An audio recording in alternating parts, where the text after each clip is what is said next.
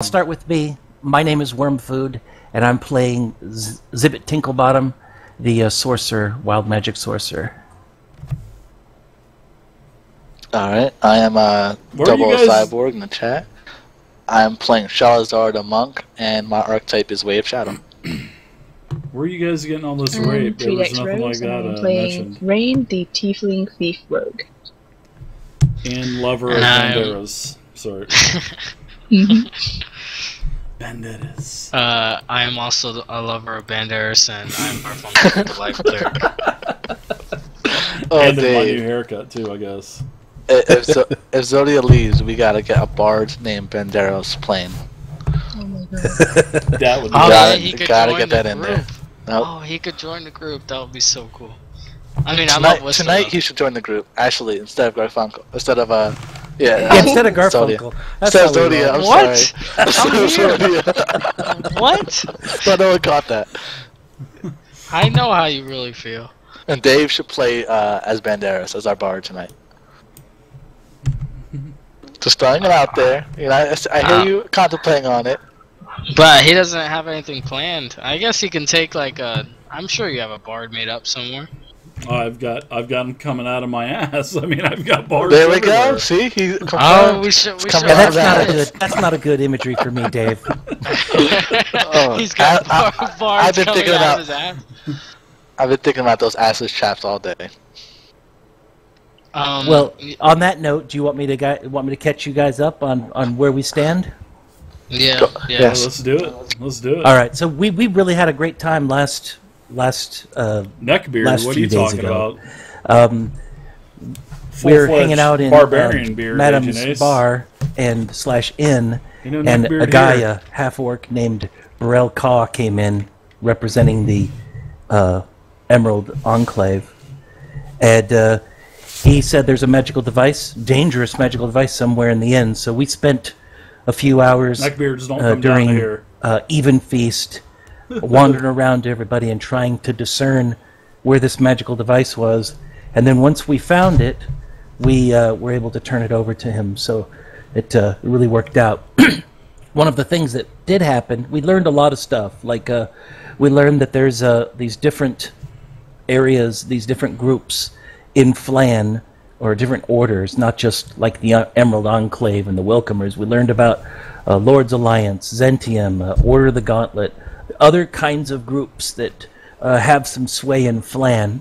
And also we ran into a really interesting wood elf that was a little bit kind of separated from everybody. I think the wood elf's name is Cyric, and we learned that she's patrolling he is patrolling the Quivering Forest for the next few weeks. And we did express some gold and a potion from her, but Rain, in a very, very strange body switching kind of a mood, decided to actually put up her own money to help everyone who we indirectly stole from. So that's about it. You guys have anything else you want to add? No, that was actually pretty good. I'd like to say I wasn't doing it out of kindness. I was doing it so we didn't get our asses in jail. That would be the first time in this bar that we didn't get kicked out, or people didn't find us stealing from them. So that really worked out for us. Yeah, nice job, Rain. Good recap as well. Sure. And I think another exciting thing is that we all leveled up. So I know my guy is just way more powerful than I just can't even believe. I mean, I can raise dead, and no, I'm just joking. I was fixing to grab the player's handbook. I was going to say, I don't remember reading about that. I thought I could put in any spells I want, so I just went ahead and nice. No, so that was pretty exciting. So being able to level up and increase the stats of our characters was actually pretty awesome. So I think we're raring to go. I'm excited to see what's going to happen this week. Let's do it. So the Evenfeast festivities have basically come to an end. You guys have had a couple days of downtime. Now, Will Pally, you've inquired about crafting the shield that you want to craft with your Black Dragon scale. You'll be able to craft that thing, But there are actually no rules at all in the player's handbook that like what we talked about earlier. We can't do magic items yet. I'm sure there's going to be plenty of stuff in the Dungeon Master Guide when it comes out, so just be patient and we'll get that thing crafted. So oh yeah, no problem. I just want to do it the right way. So, but we'll definitely get you a shield crafted, and in fact, we can even talk about it maybe later during the week, maybe on like a Monday or Tuesday. Now that everything is kind of back to normal, I'll be hanging out in TeamSpeak on Monday and Tuesday, and we'll just kind of draw something up. So, what you envision for it and whatnot. So, but all right. So the festivities have come to an end. You guys have had your couple days of downtime. It's been pretty quiet around Phlan. Now you guys are on the third day. And on the third day, you guys are in the tavern. Imagine that. It seems like we start every session in Madame Friona's tea kettle, don't we? Yes, we have. Besides the zombie one, the zombie day. Oh, yeah. So, I wish we could look into buying this thing. what, the tavern? Yeah, we're here enough. Uh-oh. You guys hear that? Banderas is here. I don't see him. Oh, I see him. I see him, but I don't hear him. Yeah, you guys can there see. he is. There's I hear him too. Not a lot of patrons here tonight. I mean, there's not as many patrons as during the the Evenfeast celebration that was going on. So you guys are fixing to settle down for one last beverage of the night, and your server, which is at the table, her name is Whitley, which is the final daughter of Madame Friona that you haven't met yet, and it seems like she's working the late night crowd. She's expertly juggling pots of tea, tankards of ale, flagons of wine, and other assorted jugs and cups. All of a sudden, the door to the tea kettle opens, revealing a worried-looking gnome. Actually, this is a gnome that you've seen around the town before. You've never really talked to him, but you've seen him. And he kind of looks over at everyone at the table, and he nods. I know you're liking that token too, Zibbit. I know you're liking that token. So pretty nice. This gnome wanders over to. You guys are able to see there's a window in this area. A sort of like a window with bars, wooden columns. So this gnome is walking around to all the different tables, and the two old yentas in the corner of the tavern. They basically start laughing and shoo him away. He comes over to the table, usually where Banderas is, but Banderas is actually kind of hanging out in the corner tonight, sipping on his red wine. Sitting in his aura of rose petals that keep miraculously falling out of the sky. And then walks over here, speaks to a couple of adventurers. Several of these tables are groups of adventurers. And he visits the last table. So, as you guys watch him for several minutes, this is going on. He's talking to all the tables. It seems like he starts to work his way towards you. He starts to peer around the room pensively. And all of a sudden his eyes focus on you, and he wanders back into your sort of like your little hangouts area. It's kind of funny how nobody's ever sitting here, huh? I don't know. Maybe we'll have to change that up sometimes. So Dave, I'm going to go ahead and give a gnomish greeting, like a little in gnomish, just to knock it home that this is kind of a little bit of gnome speak going on. Knock it home? I like it. Yeah. Well, I don't want to. I mean, I'm not like Misty. I don't think I can just randomly. I'll just come up with a gnome. No, that was pretty good. Here's a good one. Here's a kapla. No, wait, that's Klingon. Never mind. Klingon and gnome, totally different. They're really similar. They look. The dialect. I'm just gonna say, grabbing Huben.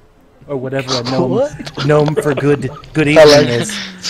Grabbing Huben. Yeah. Hey, grabbing Huben back to ya. And you guys can actually, as he's walking up, you can hear as he's walking past the tables, you can hear, the other tables kind of, giving off bad vibes and, basically staring at him and laughing at him as he walks by. As he comes up, he greets you, you greet him, and, he tells you, "My little girl is in terrible trouble. Will you hear my story? I can pay you." Absolutely. Please Yeah, tell us take what a happened. seat. Sisson guy, thanks. Here, you Welcome. can have I my appreciate seat. it, Sisson No. guy. All right, he pulls a chair right on up. And if he's hungry, we got plenty of meat.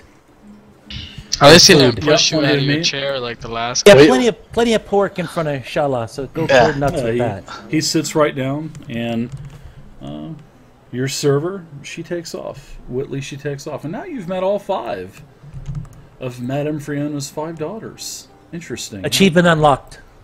You guys all get some EXP for that as well. No, I'm just kidding. I'm just bullshitting on that. You don't get That's shit tonight, stolen with the so- gold last night.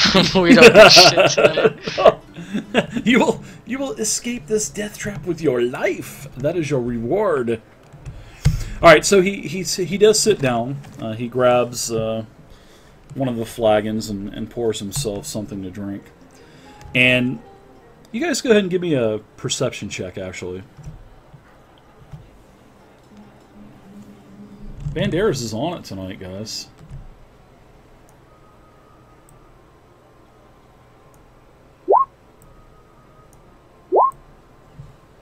Woohoo! Woohoo! Let's go! Good job, man. In your face. I'm so Wow. perceptive, it is unbelievable. Holy shit! All 4 of you actually, as he sits down and pulls he had a his hood on. As he pulls his hood down, all 4 of you recognize him as Rillo Leadstopper. Leadstopper. I love that name. Rillo Leadstopper. So, his daughter is Villonah. And his daughter is a troublemaker, basically. You know that you've heard stories that, after Rillo's wife died, the daughter sort of came corrupt. Not corrupt, I don't want to say, she's some, cultist or anything now, but she's kind of lost track of how she used to be, and she's always in trouble with the Black Guards here. Oh, so a within rebel, I Phlan. see. Yeah, she's a rebel, basically. And, you know that she's been arrested several times, and for different stupid things that she's done. Mooning the wagons going over, the bridge and stuff like that. She's been arrested several times. May I ask, how old?